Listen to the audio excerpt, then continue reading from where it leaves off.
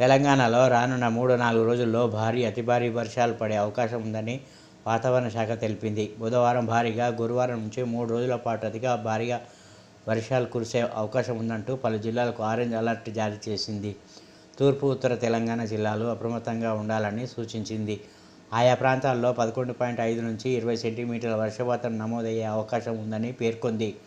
ఈదురుగాలులకు చెట్లు, విద్యుత్ స్తంభాలు విరిగిపడటం, విద్యుత్ సరఫరా స్తంభించడం, లోతట్టు ప్రాంతాల్లో వరద ముంపు ఏర్పడడం వంటివి జరగవచ్చని పేర్కొంది.